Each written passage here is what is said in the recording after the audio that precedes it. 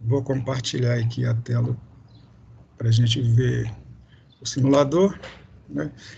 Que é esse aí. Então é isso aí, meninos. Vamos estudar a lei de Ohm. Quer dizer, vocês já estão estudando, né? Nós vamos verificar alguns aspectos da lei de Ohm. Hoje, conforme eu disse, nós vamos obter dados e preencher uma tabela e fazer um gráfico. E esse gráfico é o que a gente chama, então, de curva característica do componente, no caso, a curva característica do resistor. Através de gráficos, a gente tem mais informações para poder trabalhar com eles. A lei de Ohm, você sabe, ela estabelece uma coisa assim muito, digamos assim, muito direta, né? Ela diz que, sob temperatura constante, isso é bom sempre frisar, a corrente que passa por um resistor é dado pela relação entre a tensão aplicada sobre ele e o valor de um parâmetro que ele tem, né, que é a resistência elétrica dele. Se eu quiser saber a resistência elétrica de um resistor, eu aplico a tensão sobre ele, meço a corrente, divido o valor da tensão pela corrente e ponto final. Né? Essa é uma coisa básica e simples, mas muitas vezes a gente está trabalhando com o resistor no circuito que a tensão não é uma tensão fixa, ela é variável. E muitas vezes, provavelmente quase todas as vezes, o resistor não está sozinho no circuito, tem outros componentes junto com ele. Aí entra a ideia de circuito série, circuito paralelo, divisão de tensão. Então, tudo isso leva a um comportamento, digamos, mais dinâmico, né? E, às vezes, a gente tem que recorrer a gráficos para calcular, quando a gente não tem a expressão matemática que indica o valor de um componente ou outro. Aí a gente trabalha com processos gráficos, né? E usando o que a gente chama de reta de carga do circuito, e a reta de carga, para ser utilizada, a gente tem que ter a curva característica do componente. Nós vamos fazer isso aqui, utilizando a curva do componente, seja qualquer componente, resistor ou não, trabalhando juntamente com a reta de carga, nós vamos verificar o comportamento do circuito. Em outras palavras, é calcular o ponto de operação do circuito. Vocês não têm ideia do que é um ponto de operação de um circuito e como se calcula esse ponto de forma gráfica e até de forma analítica, né? Mas ele é mais fácil de ser assim, entendido quando a gente faz o processo gráfico, mesmo porque nem sempre o resistor é linear, né? Ele nem sempre, vamos mudar a frase aqui, nem sempre o componente é linear. Se for um resistor puro, é linear, mas se não for, se for um transistor, se for um diodo, se for um LED, se for um tiristor, entende? Se for um diodo Zener, se for, quer dizer, outro tipo de componente que não resistor. Esses componentes têm curvas não lineares. Eu não posso aplicar a lei de Ohm direto, usando a expressão matemática. Por exemplo, para ficar claro, imagina um circuito que você tem uma fonte, um resistor e um outro componente lá que vocês não estudaram ainda, mas já conhecem até certo ponto, que é um diodo. Ou um outro componente qualquer que não seja linear. Como é que você calcularia? Você aplica a tensão nele e dá produz uma corrente. Aplica uma outra tensão, digamos, o dobro. A corrente não é o dobro, porque ele não é um componente linear. E como é que fica? É complicado assim, no ar. Mas quando você tem a curva característica do componente, fica extremamente simples. Então, vamos começar a trabalhar com as curvas características dos componentes. Essa primeira prática aqui, o que nós temos? Nós temos aqui uma fonte constituída por 4 pilhas, ligada em série, ligada a um resistor. E eu coloquei aqui para medir a corrente 1 miliamperímetro e para medir a tensão no resistor 1 voltímetro. Acabou sendo colocado aqui, na realidade é um circuito série, né? Porque, olha bem, vamos seguir o circuito aqui. A corrente vai passar por esse caminho aqui, ó, por dentro do medidor, pelo resistor e fechar por aqui o ciclo, né? Bem, então tem uma coisa em série, é um circuito série. Você vai imaginar, o que tem em série aí? Uma resistência, que é a resistência do medidor, mais o outro resistor. E resistência do medidor, sendo ele mesmo o medidor de corrente, ela existe. Nós já vimos aí várias vezes, e frisamos até que a resistência do miliamperímetro, ou do amperímetro, ela idealmente é zero. Se ela fosse realmente zero, não teria nada em sério com esse resistor aí. Mas é idealmente, né? Isso é só uma situação fictícia. Na prática, existe uma resistência. E se há uma resistência, por mais baixa que ela está em série com o resistor e divide com ele a tensão da bateria. Se ela for muito pequena em relação à resistência do resistor, despreza-se a queda de tensão nela, tá certo? Pode-se desprezar, porque realmente está ali para não interferir na medida. Então, ela tem que ser bem baixa em relação ao resistor. O voltímetro tem paralelo, paralelo é outra história, mesmo porque a resistência dele é infinita. Eu vou fazer, então, como eu disse, a experimentação, obter os dados, vocês vão anotar na tabelinha, para cada medida aqui, vocês vão lá na tabelinha, vão anotar a tensão que o voltímetro vai indicar e a corrente que o miliamperímetro vai indicar.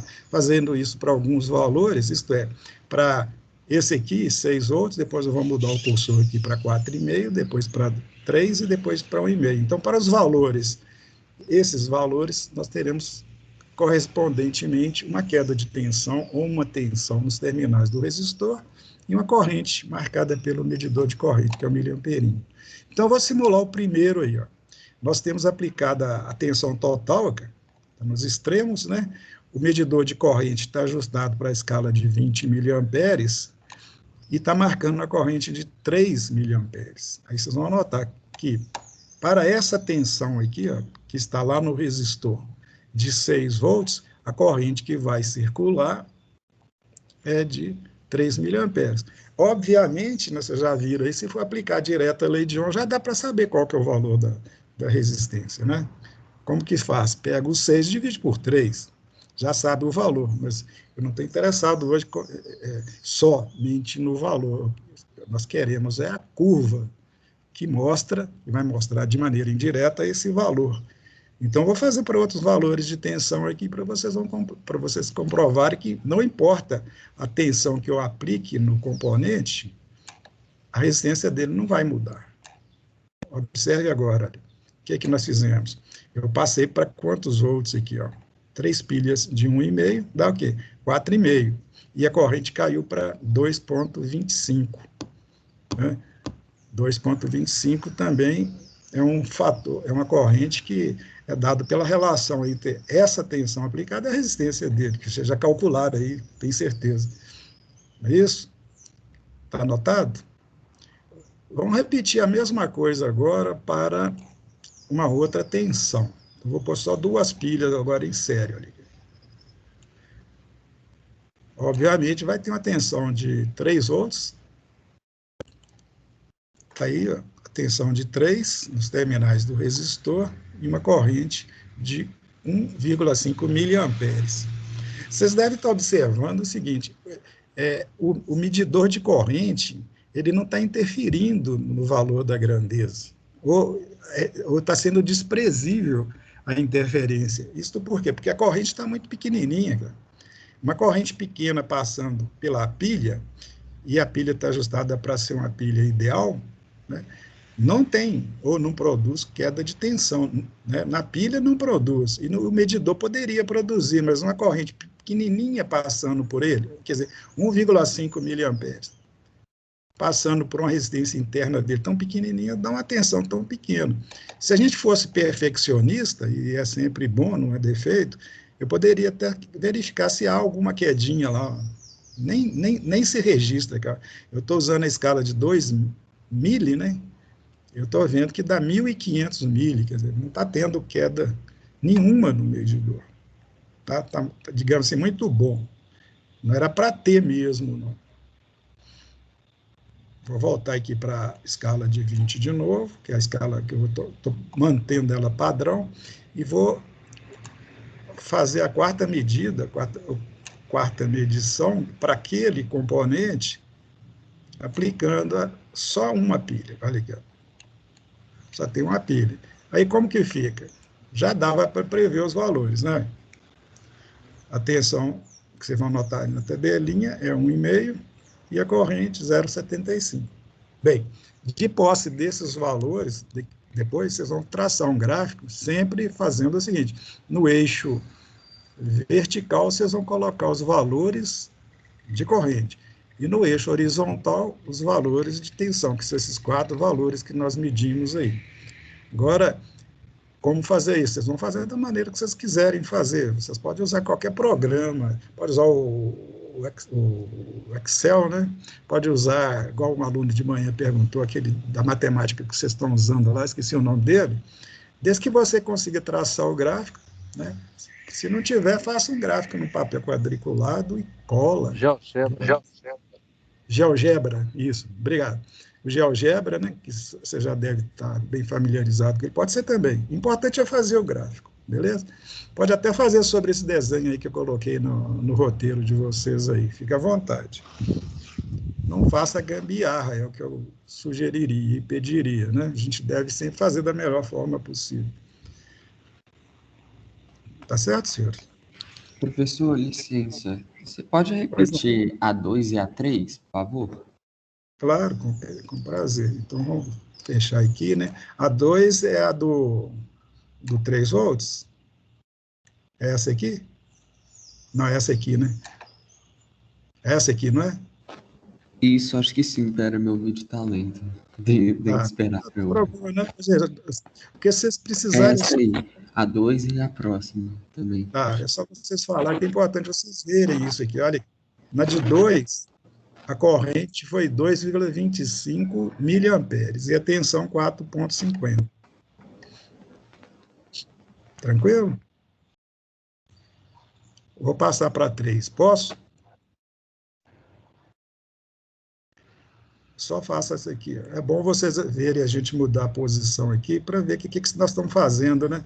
Isso aqui são células que eu vou acrescentando ou retirando, que aí as tensões, os valores das tensões ficam mudando, né? Dá um visual bom, a gente enxerga o que está acontecendo. Então, essa aí, ó, eu estou com 2 pilhas em série, não está havendo queda no medidor, e nem na pilha, né, nas pilhas, e fica assim, 1 volt, 1,5 miliamperes passando, e uma queda, ou uma tensão sobre o resistor de 3 volts. Tá ok? Obrigado, professor. Nada. Eu vou passar agora a fazer a mesma coisa, gente, com outro resistor. Né? É sempre bom ficar deixando claro o seguinte: quando a gente está fazendo um processo, trabalhando num processo de verificação de curvas características, ou processos estatísticos, né, a gente tem que ter um pouquinho de paciência, porque a gente repete muitas medidas. Repetir mesmo, aquela coisa, faz e refaz, né, e fica meio monótono, meio tedioso, mas é assim que faz. Né? E quanto mais paciência e mais vezes a gente repetir a leitura, melhor. Né? Aqui com o simulador não há necessidade de ficar repetindo as leituras para o mesmo componente, porque ele vai estar sempre trabalhando numa situação única. Mas na prática é bom você, quando for fazer algo nesse sentido, repetir, mudando alguma coisa que pode mudar. Por exemplo, você monta um circuito, faz as medidas lá e anota os valores. Aí passa um tempo, você repete aquilo, porque quando passa um tempo, pode ter mudado a temperatura ambiente, pode ter mudado até questões assim de pressão dos componentes assim que se encaixou, quer dizer, tem várias situações que fazem com que as medidas não sejam as mesmas. Aí você faz 2, 3, 4 vezes e tira a média, e utiliza a média, não utiliza nem outro valor, não, usa sempre a média. A média é sempre o que se aproxima mais do corriqueiro, do normal. Porque qual a situação que vai existir na prática? Aquela primeira, aquela segunda, aquela terceira? Você não sabe. Tira a média que você vai se aproximar mais de qualquer uma das situações que, porventura, ocorra num determinado momento qualquer. Entendeu? Bem, então vamos fazer para esse caso aqui, que eu estou usando agora. Ô, Ari. Oi. Uma dúvida. Tem diferença de sei lá, se num circuito eu usar uma bateria de 9 volts ou 6 pilhas de 1,5 volts? Tipo, a corrente vai ter diferença? Não tem nenhuma. tá? Pode ter aqui, se a gente ajusta, por exemplo. Se tiver em série, por exemplo. Se você for em série, não tem, em tese não tem diferença, não, porque 6 vezes 1,5 vai dar 9, e elas são feitas para fornecer 9. Só que tem uma coisinha que deve ser lembrada, que é a resistência interna, tanto da pilha quanto da bateria, né? Como a gente está usando pilhas ideais, ela vai fornecer, cada uma delas, 1,5 volt. Se eu estiver usando a bateria de 9 volts ideal, ela também vai fornecer aquele 9 volts, independente de qualquer coisa. Tá certo? Pode arrasar o mundo que ele vai fornecer aquele valor. Agora, quando você for usar uma real, tá certo? O real aí muda, porque tanto a bateria quanto as pilhas têm resistências internas diferentes. Aí, quando estiver trabalhando no circuito, pode ter quedas diferentes, né? E a somatória de 4 vezes 1,5, né?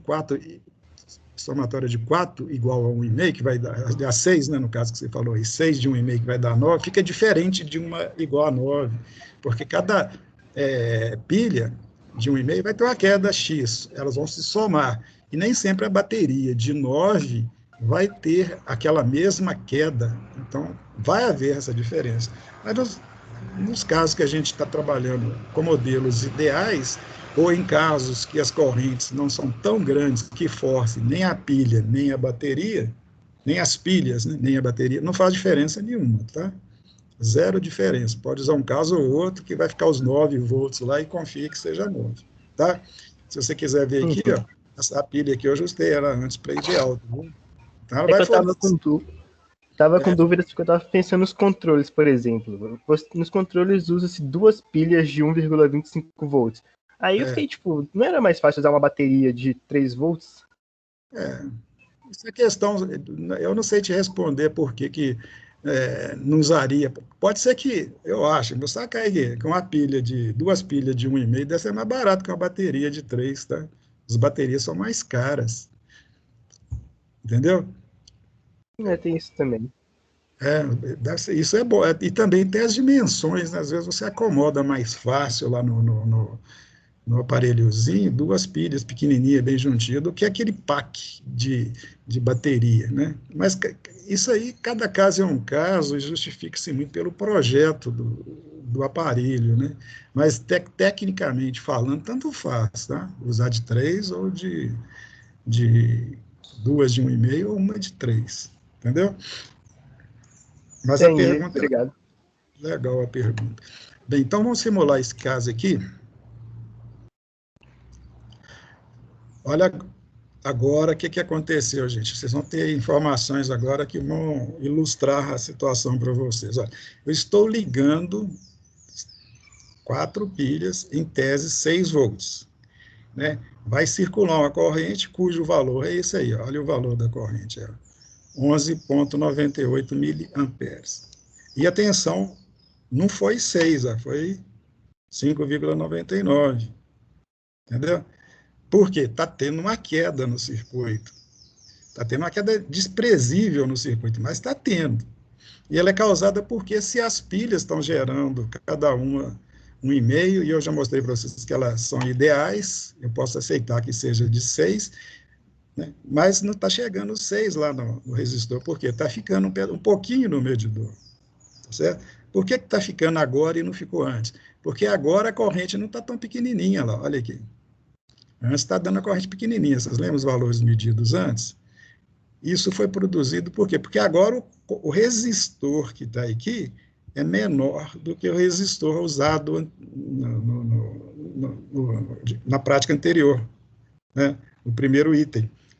Esse resistor é menor, a corrente é maior, a queda no medidor, ou qualquer coisa que tiver em série com ele agora é maior. Por isso que fica sobrando menos para o próprio resistor. De qualquer forma, quando eu for aplicar a lei de Ohm, eu tenho que usar esse valor aqui, 5,99, porque é a tensão efetiva no resistor, e dividir pela corrente que vai passar por ele. Entendeu? É muito comum vocês, alunos, confundirem, tem vários elementos em série, né? Vários resistores em série, como eles estão em série, a corrente que passa por um é a mesma que passa por outro. E a gente pede para você dizer qual que é a resistência de um resistor daqueles que estão em série, né? Aí vocês pensam, se a corrente é a mesma, né? É muito comum, eu já vi muito acontecer, a pessoa medir a corrente, né, e a tensão no outro resistor e achando que vai achar que a resistência daquele resistor que você está querendo é igual a tensão medida no outro resistor dividido pela corrente que está passando por todo mundo, né? Guarda o seguinte, a resistência de um resistor é igual a tensão sobre aquele resistor pela corrente que passa por ele, certo? Muita gente calcula a corrente no circuito, às vezes medindo a tensão no resistor e dividindo pela resistência de um outro que está em série. Não deve ser assim, não. Não é a mesma coisa, né? Você tem que focalizar num componente, medir a tensão só sobre ele e verificar a corrente que passou por ele. Qualquer que seja o componente, linear ou não linear, veja bem, pode ser um diodo, pode ser um resistor variável com a temperatura, um resistor variável com a luz, um transistor e tal. Se você for medir a tensão, se você medir a tensão sobre aquele componente e dividir pela corrente que realmente você sabe que está passando por ali, vai dar a resistência daquele componente para aquela situação, tá certo? Se o componente for linear, eu posso variar a corrente, continua mantendo a relação. Se o componente não for linear, se eu variar a corrente, tá certo? A resistência vai variar. Por quê? Porque num componente não linear, a resistência varia com a corrente, tá certo? Fique claro isso. No resistor, mantendo a temperatura fixa, isso é fundamental, por isso que eu falei no início. A lei de Ohm se aplica para uma determinada temperatura. O resistor, o que pode variar a resistência dele, se ele já está fisicamente construído, estabelecido, a única coisa que pode variar a resistência dele é a temperatura, tá certo? Então, mantendo-se a temperatura constante, a resistência dele é constante. Se a resistência dele é constante, a tensão nos terminais varia linearmente com a corrente, entendeu?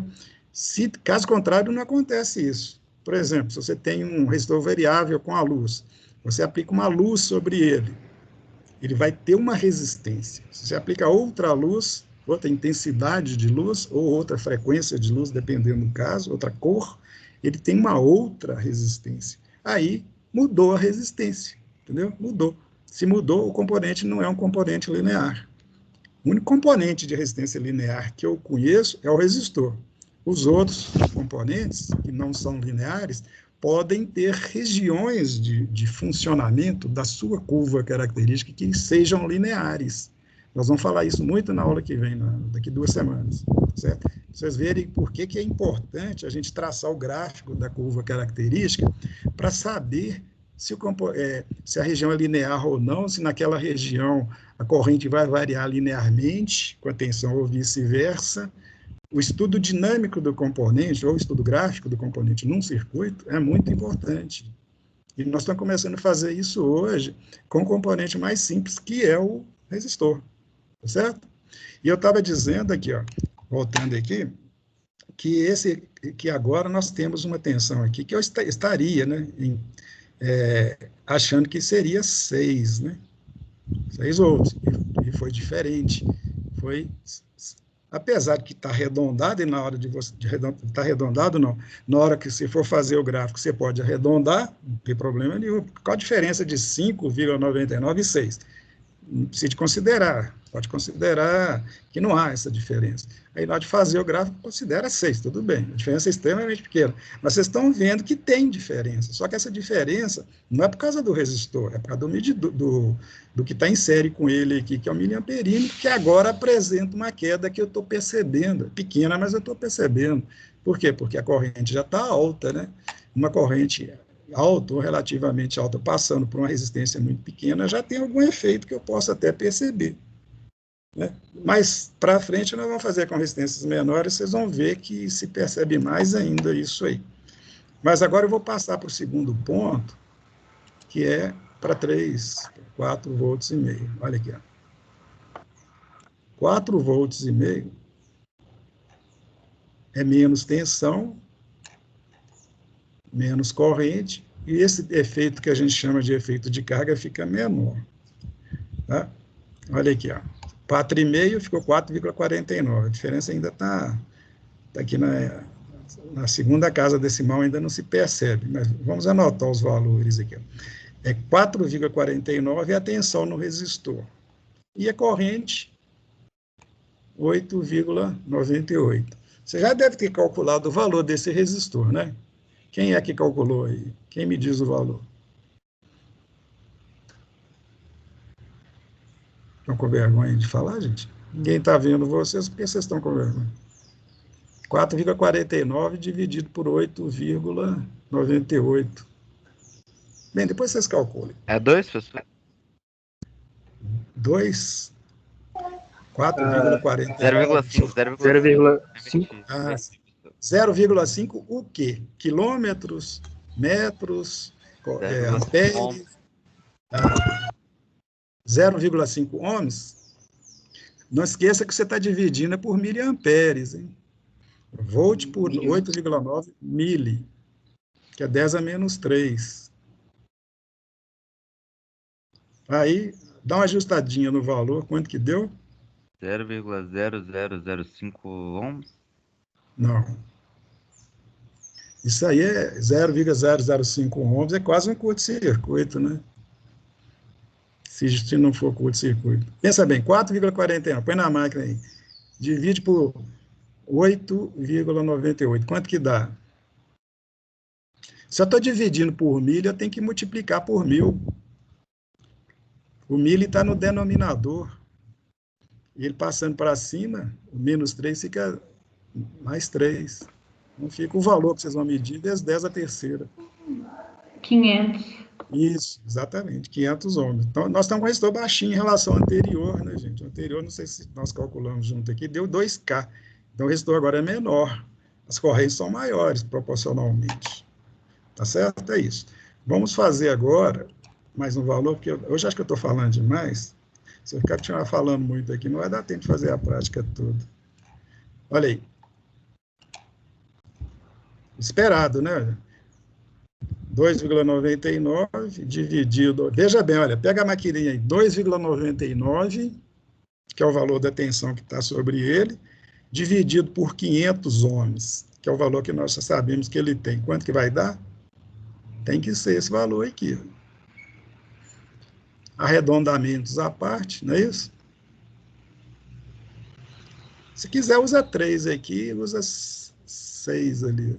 Aí fica mais certinho, né? Tá certo?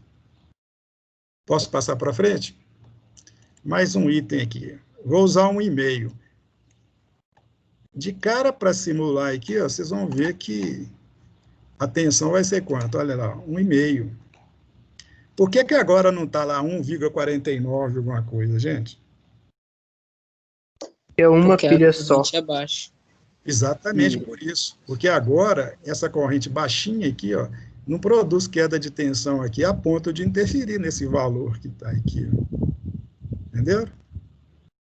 Vamos fazer numa casa decimal, numa casa de tensão um pouco diferente, uma escala de tensão diferente, ver se a gente consegue ver alguma diferença. Olha lá, tem uma pequeníssima diferença. Lá.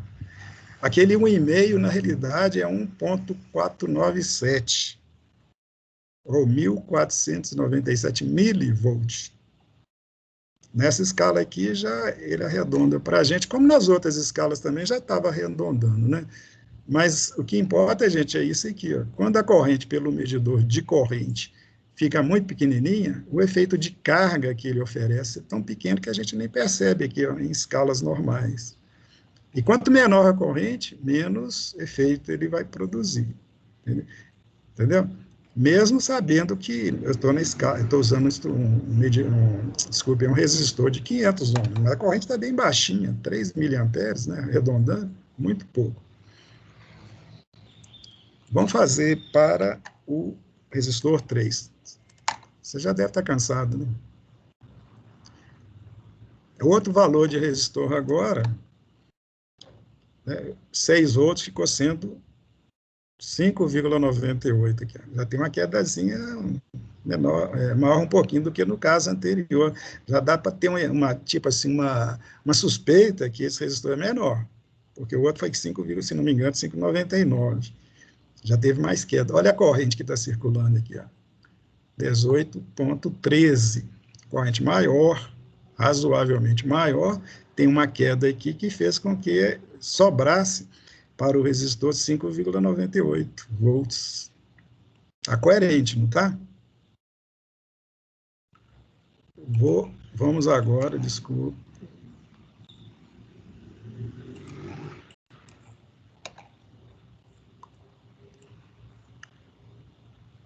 Vou andar mais rápido aqui, tá, gente?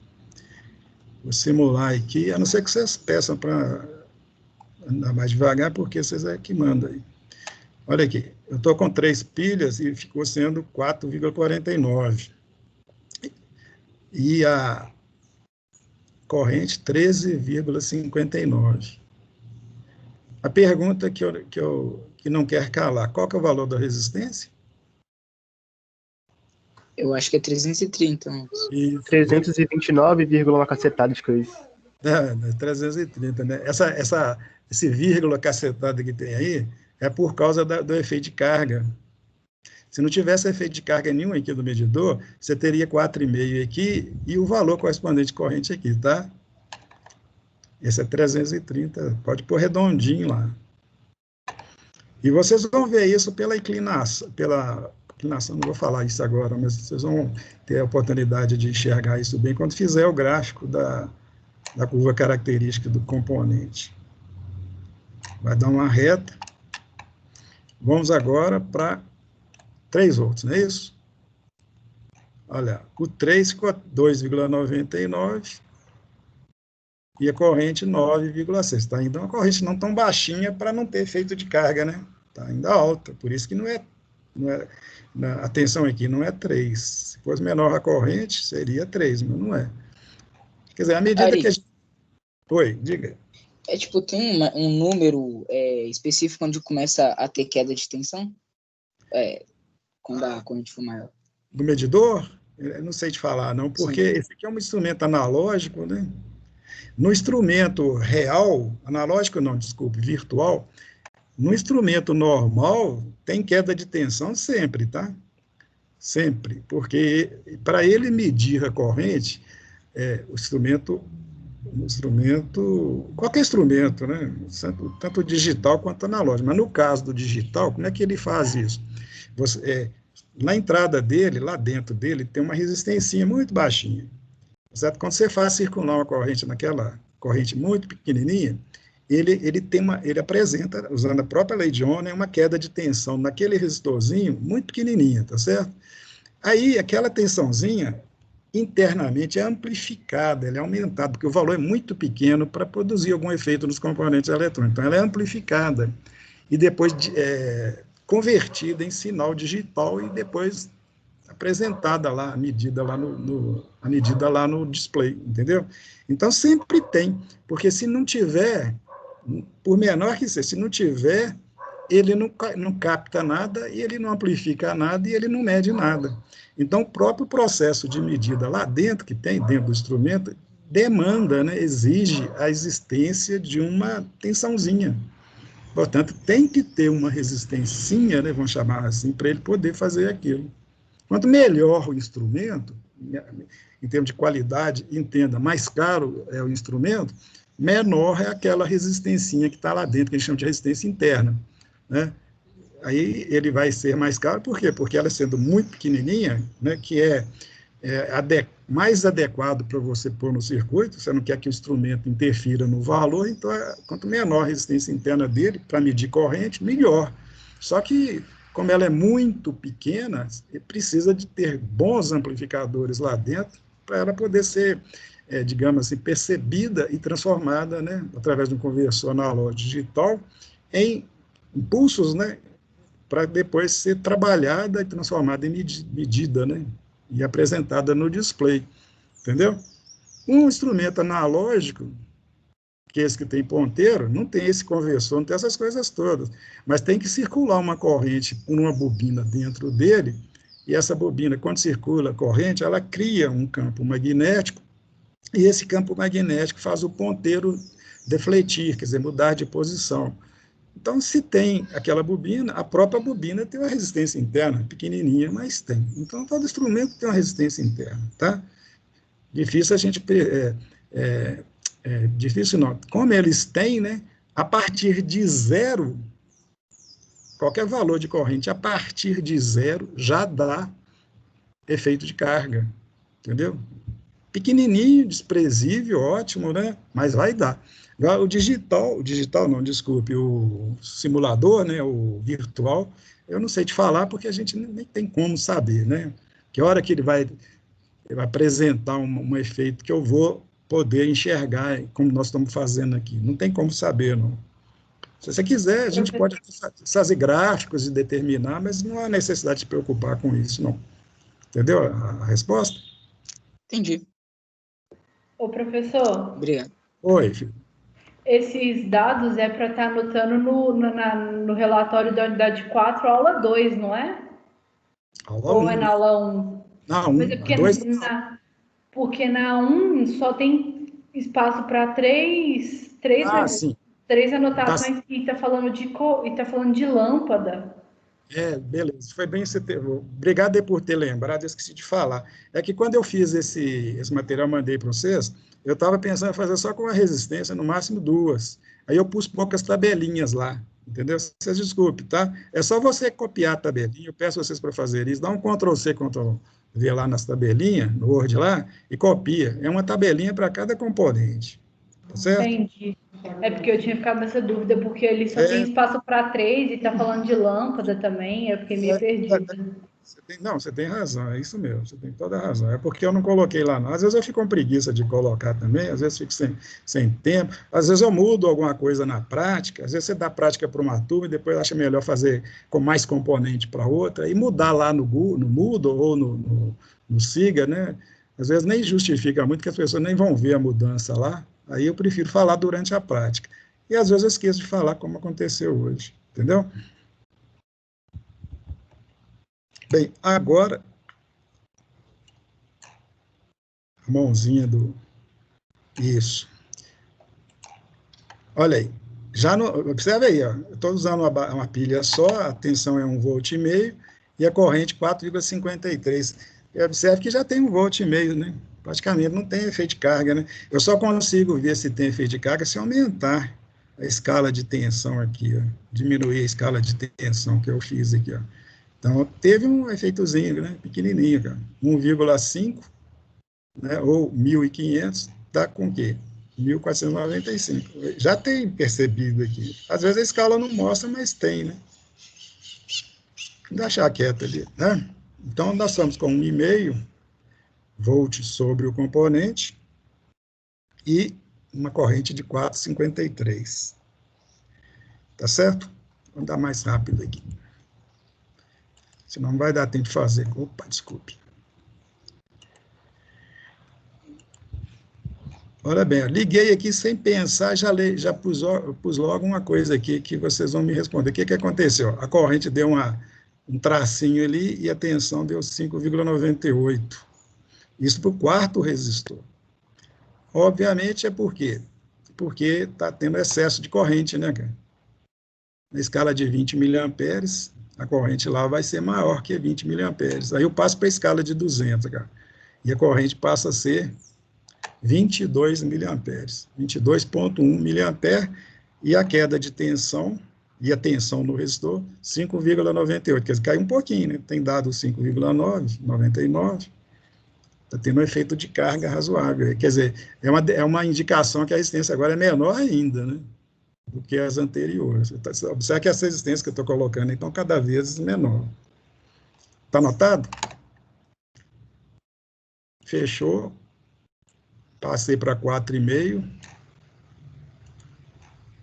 que ficou lá no medidor, no resistor 4,48, e a corrente 16,6.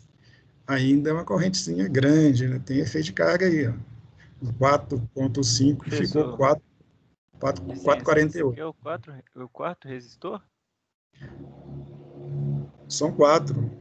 Já estou no quarto resistor, tá certo? Tranquilo. Na quarta tabelinha, tá? Você Beleza. está perdido? Não, né? Eu estou meio confuso aqui, mas eu acho que é isso mesmo. Eu estou a primeira medida do quarto resistor. Aliás, a segunda medida, né? Porque a primeira foi 6. Está anotado? Anotado. É o que eu falei, gurinha mesmo, né, gente? Tem que ter paciência. São tantas leituras que a gente faz, né? Mas é isso aí, né? Laboratório é o local que a gente tem que ter atenção, paciência. Aí. Então, agora eu estou com 3. A corrente está 11,1 e o IA, né? Tensão 2,99. E a pergunta, qual que é o valor do resistor? 270. Isso, beleza. Vai ter que dar 270 para todas as medidas que nós estamos fazendo aqui nessa fase, tá? Pelo menos teoricamente, né? Vamos à última medida com resistores, isto é, aplicar 1,5 volt, a tensão vai ser 1,49 e a corrente 0,55, como já poderia esperar, já que já sabe o valor da resistência desse componente. Tranquilo?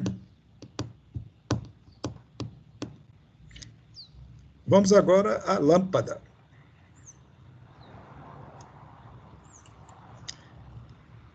Está aí a lâmpada, gente.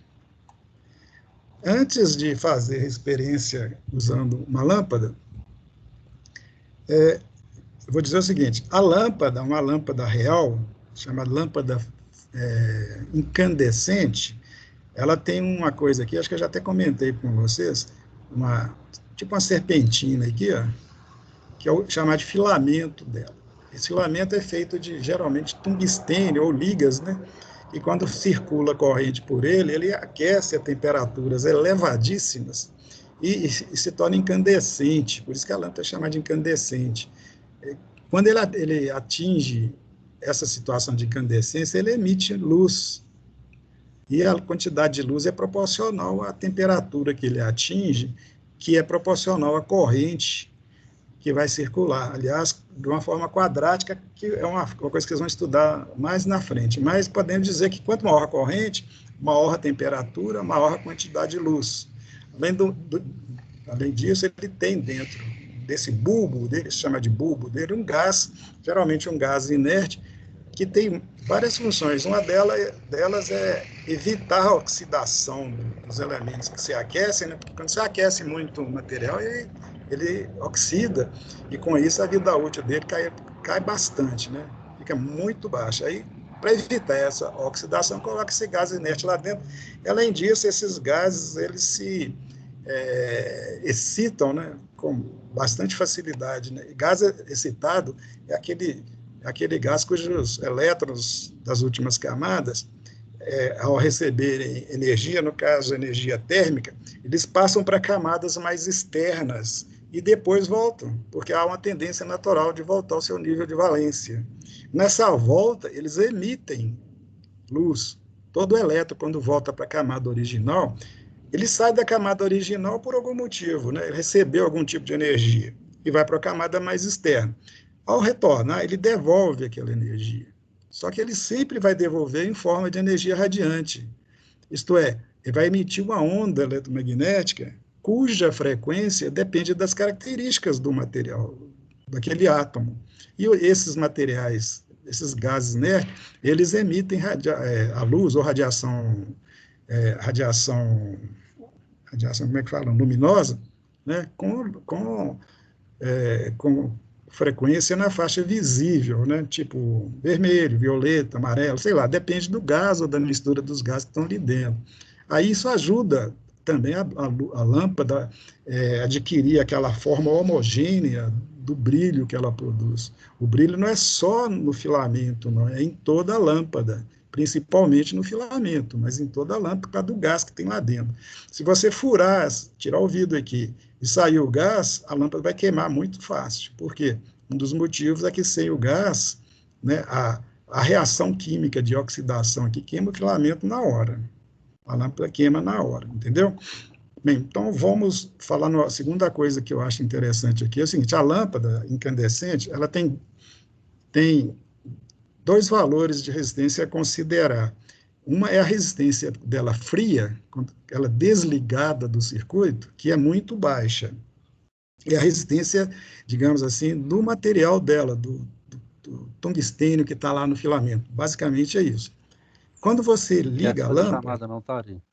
Ah, sim, já está na hora? Nossa, obrigado, Chicão. Hoje de manhã eu fiz chamada e perdi a chamada, você acredita? Não achei ela depois, não. Vou tomar cuidado agora, obrigado.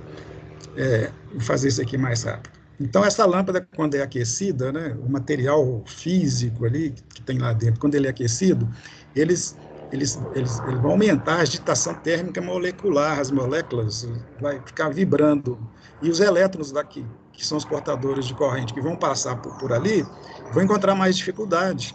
Eles vão ter que driblar aquela agitação térmica, e toda vez que um elétron choca com o outro, ele perde energia, então você tem que empurrar ele mais, vamos dizer assim. A miúdo, né, trocando em miúdo, quando a lâmpada é aquecida, a resistência dela aumenta. E isso é comum nos metais, né? Quando você aumenta a temperatura do componente, a sua resistência aumenta. No caso da lâmpada, ela costuma aumentar até cerca de 16 vezes o valor. Então, se você pega uma lâmpada e mede a resistência dela desligada, você põe um amímetro lá e mede a resistência dela desligada, vai dar um valor. Você coloca ela lá no circuito, esquenta ela, igual nós vamos fazer aqui agora, e mede a resistência, vai dar outro valor muito maior. Tá? Agora, isso é de uma lâmpada normal, não é da lâmpada do simulador, não, porque a lâmpada do simulador, eu posso garantir para vocês, eu coloquei aqui, mas vale como lembrança, é uma lâmpada, digamos assim, de mentiria, ela não tem essas características reais de uma lâmpada. Para você saber, comprovar isso que eu falei, você tem que estar lá no laboratório com a lâmpada real. Infelizmente, a lâmpada do simulador não permite isso. Apesar desse simulador ser muito bom, no caso da lâmpada, ele não faz isso não. Vê, olha, vou dar um clique aqui, ó. Essa lâmpada, ela é uma lâmpada de 6 volts, 200 miliamperes. Quer dizer, se você dividir esses 6 volts por esses 200 miliamperes, você vai saber qual que é a resistência da lâmpada. Então, aquilo ali é um resistor com aquela resistência, tá certo? E dá um efeito para nós aqui, bonito e visual, porque a lâmpada vai acender, mas é um resistor. Agora, uma lâmpada real, na prática, é um resistor variável, com a temperatura, portanto, é um linear. Certo? Eu queria que esse simulador demonstrasse isso para vocês, mas não vai faltar oportunidade de vocês verem isso numa prática futura lá nos nossos laboratórios. Então, vamos simular aqui, vou ligar a lâmpada, observe que ela acendeu, por quê? Porque eu estou ligando 6 volts nela, ela é uma lâmpada de 6 volts, eu estou ligando a máxima tensão que ela suportaria normalmente, ou tensão nominal, né? E olha aqui, a corrente, olha o valor da corrente, gente.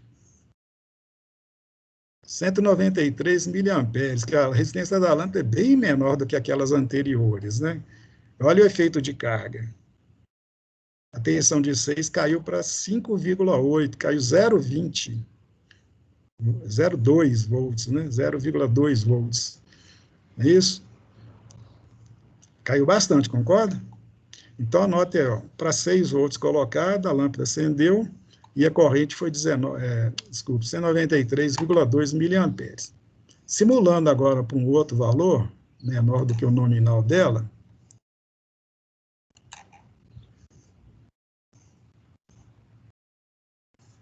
vou pôr 4,5,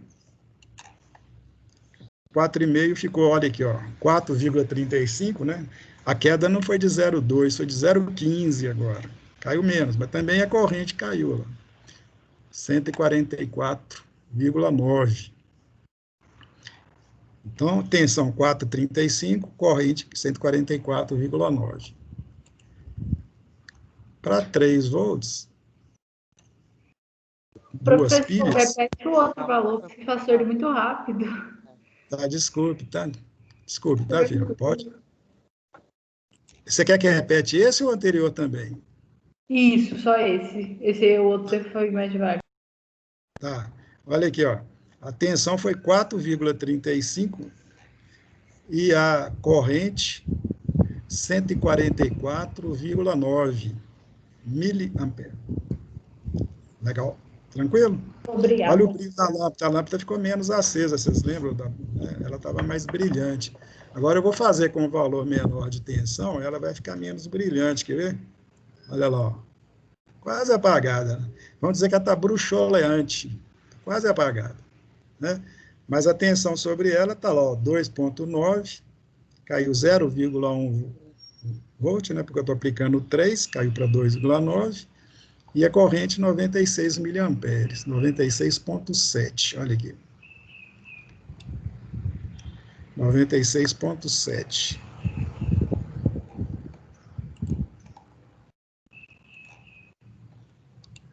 E a tensão, 2,9. Notado? O último valor de medida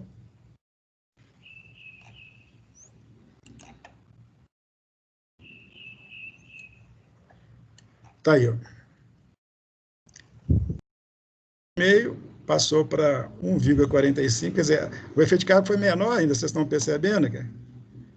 Caiu só 0,5, né? 0,05. E a corrente, 48,4 miliamperes. A lâmpada ficou mais apagada ainda. Né? Esse efeito o simulador faz direitinho. Né? Vai variando a corrente, o brilho vai variando. Tá tranquilo, gente? Posso fechar? Por mim, pode. Tá, então vou fechar, vou voltar lá para fazer a chamada antes que eu esqueça.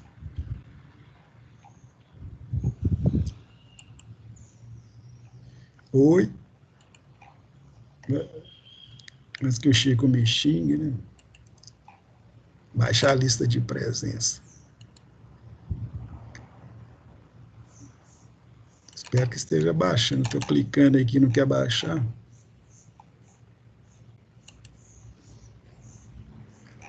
Acho que o Teams cansou. Deixa eu fechar isso aqui.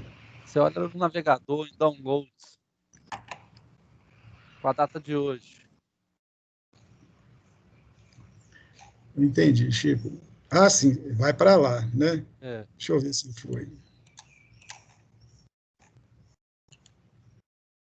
Foi, Chico. Aliás, tem 4 aqui. Ó.